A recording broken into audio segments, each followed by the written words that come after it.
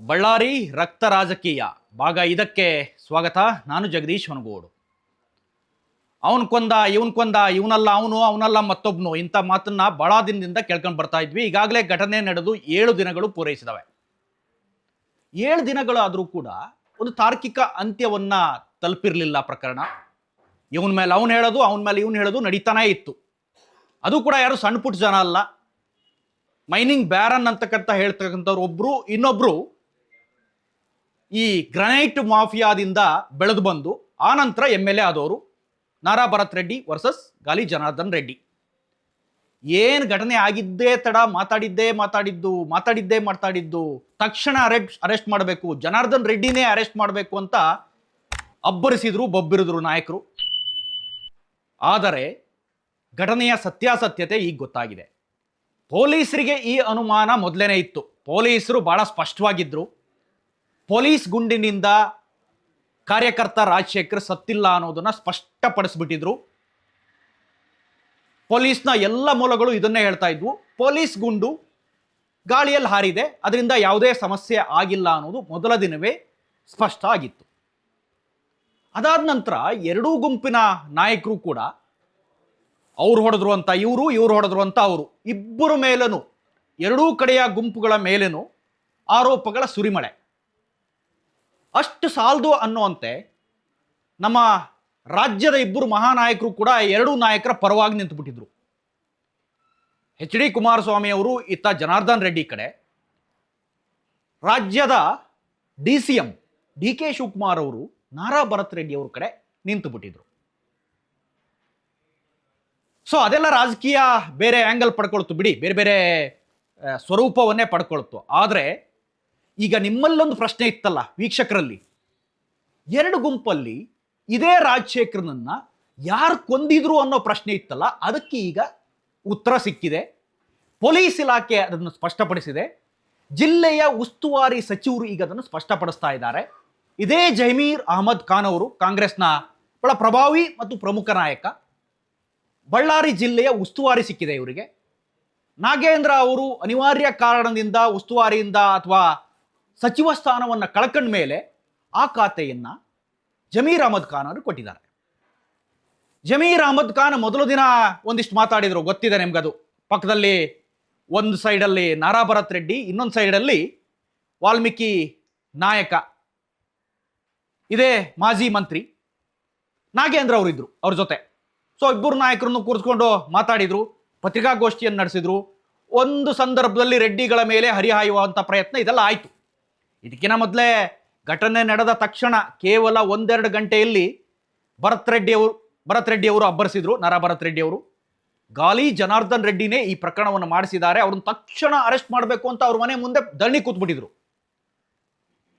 So ಈಗ ಗುಂಡು ಹೊಡೆದವನಿದಾನಲ್ಲ, Punjabi gunman, ಪಂಜಾಬಿಗಳ 4 ಜನ ಗನ್ಮ್ಯಾನ್ ಏನಿದ್ರಲ್ಲ ಅದರಲ್ಲೂ ಒಬ್ಬ ಗುಂಡು ಹೊಡೆದಿದ್ದಾನೆ ಅನ್ನೋದು ಸ್ಪಷ್ಟ ಆಗಿಬಿಟ್ಟಿದೆ. ಸ್ವತಃ ಇದೇ ಜಮೀರ್ ಅಹಮದ್ ಖಾನ್, ಅವತ್ತು ಅಬ್ಬರಿಸಿದಂಥ ಜಮೀರ್ ಅಹಮದ್ ಖಾನ್ ಇವತ್ತು ಹೇಳ್ತಾ ಇದ್ದಾರೆ, ಭರತ್ ರೆಡ್ಡಿ ಕಡೆಯವರೇ, ಅಂದ್ರೆ ಭರತ್ ರೆಡ್ಡಿ ಕಡೆ ಅಂದ್ರೆ ಇಲ್ಲಿ ಸತೀಶ್ ರೆಡ್ಡಿ ಕಡೆಯವನು, ಸತೀಶ್ ರೆಡ್ಡಿಯ ಗನ್ಮ್ಯಾನ್. ಸತೀಶ್ ರೆಡ್ಡಿ ಅವರಿಗೆ 3 ಜನ ಗನ್ಮ್ಯಾನ್ ಇದ್ದಾರೆ. ಸೊ ಅದರಲ್ಲಿ ಒಬ್ಬ ಈ ಗುಂಡನ್ನು ಹಾರಿಸಿದ್ದಾನೆ. ಅದು ವಿಡಿಯೋದಲ್ಲೂ ಸ್ಪಷ್ಟವಾಗಿದೆ, ಪೊಲೀಸ್ ತನಿಖೆಯಲ್ಲೂ ಸ್ಪಷ್ಟವಾಗಿದೆ. ಅದನ್ನೇ ಜಿಲ್ಲಾ ಉಸ್ತುವಾರಿ ಸಚಿವರು ಬಂದು ನಿಮ್ಮ ಮುಂದೆ ಹೇಳಿದ್ದಾರೆ. ಸೊ ಈ ಅಬ್ಬರಿಸಿದಂಥ ನಾಯಕ, ಯುವ ನಾಯಕ, ಮೊದಲ ಬಾರಿ ಅತಿ ಕಡಿಮೆ ವಯಸ್ಸಿನಲ್ಲಿ MLA ಆದಂಥ ನಾಯಕ, ಇದೇ ಬಳ್ಳಾರಿಯ ಮುಂದಿನ ಪ್ರಭಾವಿ ಲೀಡರ್ ಏನಿದಾರಲ್ಲ ಭರತ್ ರೆಡ್ಡಿ ಈಗ ಏನು ಹೇಳ್ತಾರೆ ಅನ್ನೋದು ಇರುವಂಥ ಪ್ರಶ್ನೆ. ಸೊ ಅವತ್ತು ರೆಡ್ಡಿ ಅರೆಸ್ಟ್ ಮಾಡಿ ಅಂದಿದ್ರಲ್ಲ ಸ್ವಾಮಿ, ರೆಡ್ಡಿ ಕುಮ್ಮಕ್ಕಿನಿಂದ ನಮ್ಮ ಕಾರ್ಯಕರ್ತ ಸತ್ತ ಅಂತ ಅಬ್ಬರಿಸಿದ್ರಲ್ಲ. ಸೊ ಇವತ್ತು ಈ ಸತೀಶ್ ರೆಡ್ಡಿ ನಿಮ್ಮ ಆಪ್ತನೇ ಅಲ್ಲ, ನಿಮ್ಮ ಜೊತೆಗೆ ತಿರ್ದವರಲ್ಲ, ನಿಮ್ಮ ಜೊತೆನೆ ಗ್ರಾನೈಟ್ ಬಿಸ್ನೆಸ್ ಮಾಡೋರಲ್ಲ, ನಿಮ್ಮ ವ್ಯವಹಾರವನ್ನು ಸಂಪೂರ್ಣ ನೋಡ್ಕೊಳ್ಳೋರು ಇದೇ ಸತೀಶ್ ರೆಡ್ಡಿ ಅಲ್ಲ. ಈಗ ಹೇಳ್ತೀರಾ ಸತೀಶ್ ರೆಡ್ಡಿನ ಅರೆಸ್ಟ್ ಮಾಡಿ ಅಂತ? ಸ್ಪಷ್ಟಪಡಿಸ್ಬೇಕು ಭರತ್ ರೆಡ್ಡಿ ಅವರು ಈ ಬಗ್ಗೆ.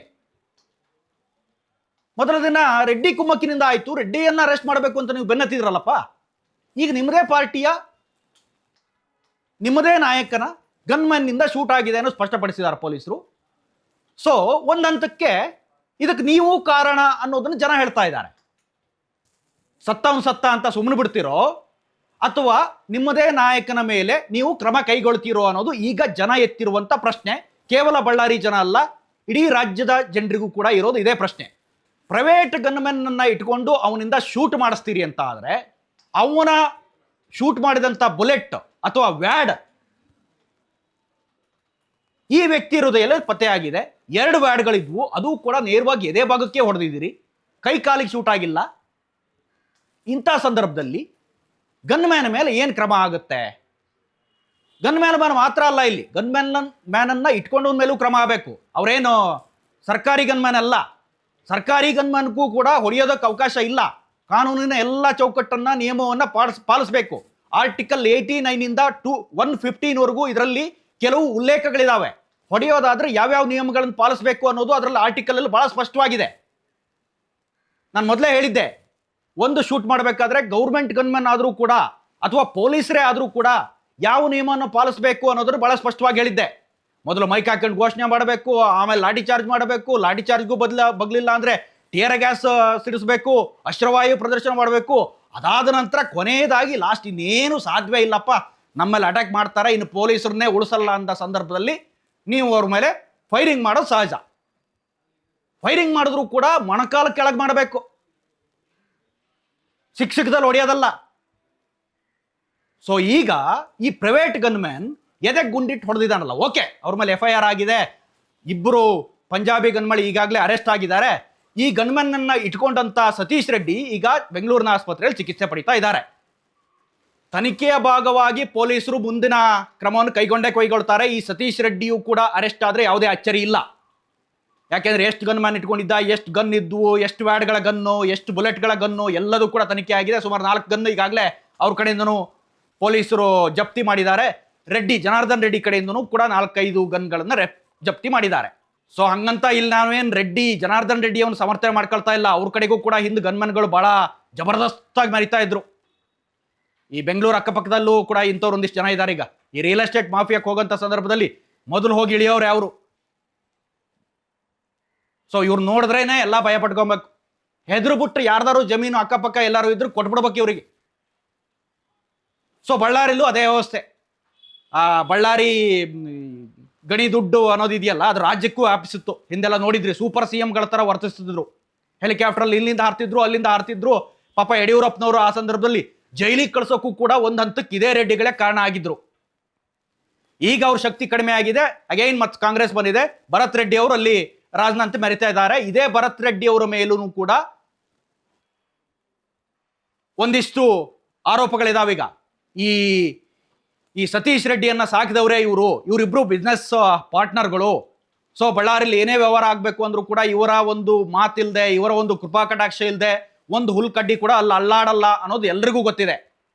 ಸೊ ಕೊಂದವರು ಯಾರು ಅನ್ನೋದಕ್ಕೆ ಈಗ ಕೊಂದವರು ನಿಮ್ಮವರೇ ಅನ್ನೋ ಹಂಗಾಗಿದೆ. ಬೊಬ್ಬಿರೋದೇನಿಲ್ಲ, ಈಗ ಎಲ್ಲ ಮುಗಿದೋಗಿದೆ. ಪಾಪ ಅಮಾಯಕ ಯಾವನೋ ಬಲಿಯಾಗಿದ್ದಾನೆ, ಏನೋ 25 ಲಕ್ಷ ಕೊಟ್ರಿ ಅಂತ ಹೇಳ್ತಾ ಇದ್ದಾರೆ. ಅದೆಷ್ಟು ಮಟ್ಟಿಗೆ ಸತ್ಯ ಏನೋ ಗೊತ್ತಿಲ್ಲ ನನಗೆ. 25 ಲಕ್ಷ ಯಾರ ದುಡ್ಡು ಅನ್ನೋದು ಕೂಡ HD ಕುಮಾರಸ್ವಾಮಿ ಅವರು ಆ ಪ್ರಶ್ನೆಯನ್ನು ಎತ್ತಿದ್ದಾರೆ. 25 ಲಕ್ಷ ನಿಮ್ಗೆ ಹೆಂಗೆ ಬಂತು, ಆ ದುಡ್ಡನ್ನ ಅವನಿಗೆ ಹೆಂಗೆ ಕೊಟ್ರಿ ಅನ್ನೋ ಒಂದಿಷ್ಟು ಪ್ರಶ್ನೆಯನ್ನು ಎತ್ತಿದ್ದಾರೆ. ಅದಷ್ಟೇ ಅಲ್ದೇನೆ ಈ 3 ಗಂಟೆ ರಹಸ್ಯ ಇದೆಯಲ್ಲ, ಅದ್ರ ಬಗ್ಗೆನೂ ಕೂಡ ಒಂದಿಷ್ಟು ಪ್ರಶ್ನೆ ಎತ್ತಿದ್ದಾರೆ. ಈ ರಾಜಶೇಖರ್ ಇದಾರಲ್ಲ, ಇವ್ರನ್ನ ಈ ಬಾರಿ ಬೆಂಕಿಯಿಂದ ದಹಿಸಲಾಗಿದೆ, ಇವರ ಶರೀರವನ್ನ. ಅದ್ರ ಬಗ್ಗೆ ಕೂಡ ಒಂದಿಷ್ಟು ಪ್ರಶ್ನೆ ಎತ್ತಿದೆ. ಅವರ ಸಂಪ್ರದಾಯದ ಪ್ರಕಾರ ಮಣ್ಣಲ್ಲಿ ಹೂಳೋದು ಅವ್ರ ಸಂಪ್ರದಾಯವಂತೆ.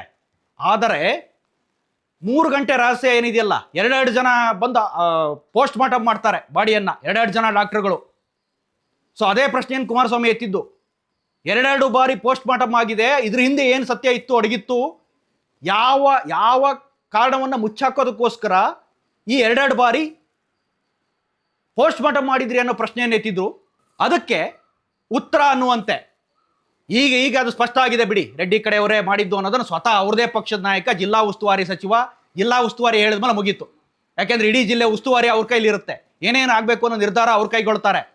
ಎಲ್ಲ ಪ್ರೆಸ್ ಮೀಟ್ಗಳಲ್ಲೂ ಕೂಡ ಅವರಿದ್ರು. ಈಗ ಅವರೇ ಹೇಳ್ತಾ ಇದ್ದಾರೆ, ಜಮೀರ್ ಅಹಮದ್ ಖಾನ್ ರೆಡ್ಡಿ ಕಡೆಯ ಗನ್ಮೆನ್ ಕೊಂದ್ರು ಅಂತ. ಅದೇ ನಾನು ಟರ್ಬನ್ ರಾಯಸನ್ ನಿಮ್ಗೆ ಹೇಳಿದ್ದೆ, ಪೇಟ ಕಟ್ಕೊಂಡಿದ್ರು, ಹೆಂಗಿರ್ತಿದ್ರು ಅವರೆಲ್ಲ, ಅದ್ರ ಬಗ್ಗೆ ನಾನು ಹಿಂದೆನೇ ವಿಡಿಯೋ ಮಾಡಿದ್ದೆ.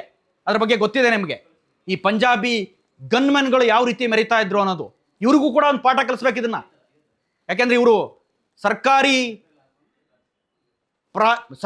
ಸರ್ಕಾರದಿಂದ ನಿಯೋಜನೆ ಆದಂಥ ಗನ್ಮೆನ್ ಅಲ್ಲ.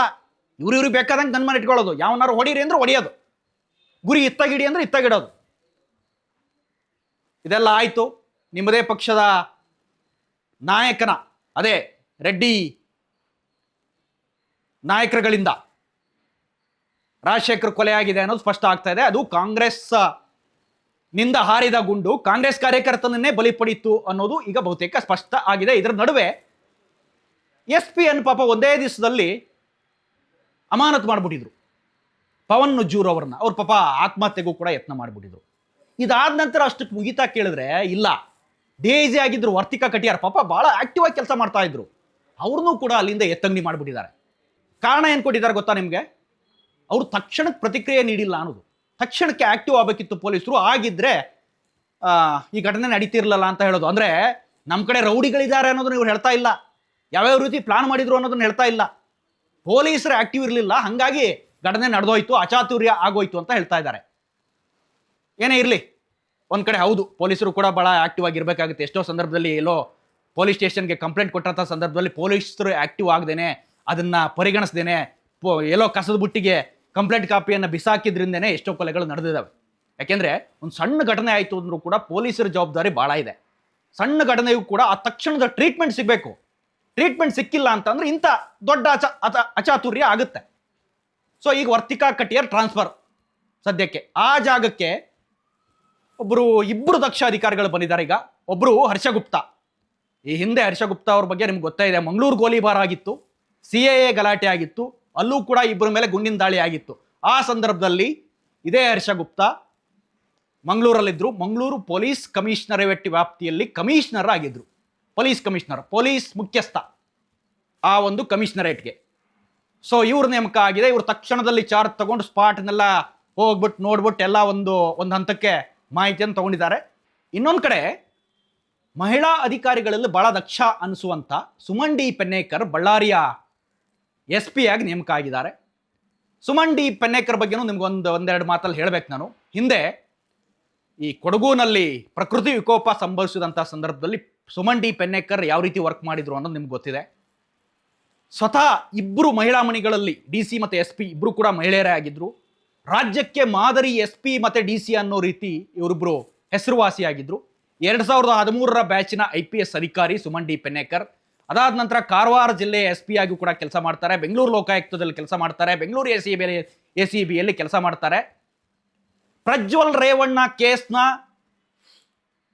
ಬಹುಮುಖ್ಯ ಆಫೀಸರ್ ಆಗಿ, ಅಂದರೆ ಪ್ರಜ್ವಲ್ ರೇವಣ್ಣ ಕೇಸು ಇಬ್ಬರು ಮಹಿಳಾ ಅಧಿಕಾರಿಗಳ ಚಾರ್ಜ್ ತಗೊಳ್ತಾರಲ್ಲಿ. ಒಂದು ಆಗಿನ ಮೈಸೂರು SP, ಮೈಸೂರು DCP ಸೀಮಾ ಲಾಟ್ಕರ್ ಮತ್ತು ಸುಮನ್ ಡಿ ಪೆನ್ನೇಕರ್ ಇಬ್ಬರ ನೇತೃತ್ವದಲ್ಲಿ ನಡೆಯುತ್ತೆ.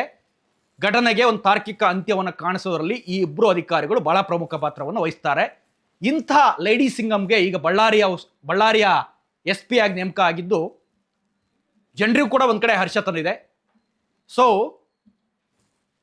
ಕೊನೆಗೂ ಈ ಕೇಸ್ಗೆ ಒಂದು ಹಂತಕ್ಕೆ ತಾರ್ಕಿಕ ಅಂತ್ಯ ಸಿಕ್ಕಿದೆ. ಹಾಗಂತ ಕೇಸ್ ಇಲ್ಲಿಗೆ ಮುಗೀತು ಅಂತ ಅಂದ್ಕೊಂಬೇಡಿ. BJPಯ ಸುಮಾರು 33 ಜನ ಕಾರ್ಯಕರ್ತರ ಮೇಲೆ ನೋಟಿಸನ್ನು ಕೊಟ್ಟಿದ್ದಾರೆ ಪೊಲೀಸರು, ನೀವು ವಿಚಾರಣೆಗೆ ಬರಬೇಕು ಅಂತ. ಇನ್ನೊಂದು ಕಡೆ ಸತೀಶ್ ರೆಡ್ಡಿ ಬಂಧನ ಆಗಬೇಕು ಅನ್ನುವ ಆಗ್ರಹ ಕೂಡ ಕೇಳಿಬರ್ತಾ ಇದೆ. ಅವರು ಆಸ್ಪತ್ರೆಯಲ್ಲಿ ಇದ್ದಾರೆ, ಅದು ಬೇರೆ ವಿಚಾರ. ಆಸ್ಪತ್ರೆಯಲ್ಲಿ ಇದ್ರೂ ಕೂಡ ಅವ್ರದೇ ಗನ್ಮೆನ್ನಿಂದ ಗುಂಡು ಹಾರಿದ ಸಂದರ್ಭದಲ್ಲಿ ಸತೀಶ್ ರೆಡ್ಡಿ ಅವರ ಮೇಲೆ ಯಾವ ರೀತಿ ಕಾನೂನು ಚಾರ್ಜಸ್ಗಳು ಬೀಳುತ್ತೆ ಅನ್ನೋದು ಕೂಡ ಈಗ ನಮ್ಮ ಮುಂದಿರುವಂಥ ಪ್ರಶ್ನೆ, ಪೊಲೀಸರ ಮುಂದಿರುವಂಥ ಪ್ರಶ್ನೆ. ಜನರು ಕೂಡ ಅದೇ ಪ್ರಶ್ನೆಯನ್ನು ಎತ್ತುತ್ತಾ ಇದ್ದಾರೆ. ಈ ಸತೀಶ್ ರೆಡ್ಡಿ ಅನ್ನೋ ಕ್ರಿಮಿಯನ್ನು ಈಗಲೇ ಬಳ್ಳಾರಿಯಿಂದ ಹೊರ ಹಾಕಬೇಕು ಅನ್ನೋ ರೀತಿಯಲ್ಲೂ ಕೂಡ ಒಂದಿಷ್ಟು ಚರ್ಚೆ ನಡೀತಾ ಇದ್ದಾವೆ. ಯಾಕೆಂದರೆ ಇವ್ರು ಯಾವುದೇ ಸಾಂವಿಧಾನಿಕ ಜವಾಬ್ದಾರಿಯ ಪೋಸ್ಟ್ನಲ್ಲಿ ಇಲ್ಲ ಅಂತಂದ್ರೂ ಕೂಡ ಇಷ್ಟು ಜನ ಗನ್ಮ್ಯಾನ್ ಇಟ್ಕೊಂಡು ಮೆರಿತಾ ಇದ್ರು ಅನ್ನೋದು ಪೊಲೀಸರಿಗೂ ಕೂಡ ಸ್ಪಷ್ಟ ಆಗಿದೆ. ಅವತ್ತು ಘಟನೆಯಲ್ಲಿ ಯಾವ ರೀತಿ ಇವರು ಭಾಗಿಯಾಗಿದ್ರು, ಎಷ್ಟೊತ್ತಿಗೆ ಹೋಗ್ತಾರೆ, ಅದೆಲ್ಲದೂ ಕೂಡ CCTV ದೃಶ್ಯಾವಳಿಗಳಲ್ಲಿ ಸ್ಪಷ್ಟವಾಗಿದೆ. ಯಾರು ಹೊಡೆದಿದ್ದು ಅನ್ನೋದು ಕೂಡ ಭಾಳ ಸ್ಪಷ್ಟವಾಗಿದೆ. ಜನಾರ್ದನ್ ರೆಡ್ಡಿ ಈ ಹಿಂದೆ ಒಂದು ವಿಡಿಯೋ ಬಿಡುಗಡೆ ಮಾಡಿದ್ರು ನಿನ್ನೆ ಪ್ರೆಸ್ ಮೀಟ್ನಲ್ಲಿ. ಆ ವಿಡಿಯೋ ಬಿಡುಗಡೆ ಮಾಡಿದಂಥ ಸಂದರ್ಭದಲ್ಲೂ ಕೂಡ ನಾನು ಅಂದ್ಕೊಂಡಿದ್ದೆ ಏನೋ ಇಬ್ಬರು ವಿಡಿಯೋ ರಿಲೀಸ್ ಮಾಡ್ತಾ ಇದ್ದಾರೆ, ಇವ್ರ ಪರ ಒಬ್ಬರು ಅವ್ರ ಪರ ಒಬ್ಬರು ಅಂತ ಅಂದ್ಕೊಂಡಿದ್ದೆ. ಆದರೆ ಈಗ ಪೊಲೀಸ್ ತನಿಖೆಯಲ್ಲಿ ಈ ಅಂಶ ಉಲ್ಲೇಖ ಆಗಿರೋದ್ರಿಂದ ನಮ್ಮ ವ್ಯವಸ್ಥೆ ಮೇಲೆ ನಾವು ನಂಬಿಕೆ ಇಡಬೇಕು. ಪೊಲೀಸರಿಗೆ ಭಾಳ ಸ್ಪಷ್ಟಪಡಿಸ್ತಾ ಇದ್ದಾರೆ, ಕಾಂಗ್ರೆಸ್ ಗುಂಡಿನಿಂದನೇ ಅಥವಾ ರೆಡ್ಡಿ ಕಡೆಯವರ ಗುಂಡಿನಿಂದನೇ, ಸತೀಶ್ ರೆಡ್ಡಿ ಕಡೆಯ ಗುಂಡಿನಿಂದನೇ ಕಾರ್ಯಕರ್ತ ಸತ್ತ ಅನ್ನೋದನ್ನು ಸ್ಪಷ್ಟಪಡಿಸ್ತಾ ಇದ್ದಾರೆ. ಇದಿಷ್ಟು ಅಪ್ಡೇಟ್ಸ್. ಇಂಥದ್ದೇ ಮತ್ತಷ್ಟು ಅಪ್ಡೇಟ್ಗಾಗಿ ನೋಡ್ತಾ ಇರಿ ಸುಮನ್ ಟಿವಿ ಕನ್ನಡ. ಹಾಗೆಯೇ ನೀವೇನಾದರೂ ನಮ್ಮ ಚಾನಲನ್ನು ಸಬ್ಸ್ಕ್ರೈಬ್ ಮಾಡಿಲ್ಲ ಅಂತಾದರೆ ಈ ಕೂಡಲೇ ಸಬ್ಸ್ಕ್ರೈಬ್ ಮಾಡಿ, ಶೇರ್ ಮಾಡಿ, ಲೈಕ್ ಮಾಡಿ ಮತ್ತು ಕಮೆಂಟ್ ಮಾಡಿ. Thank you.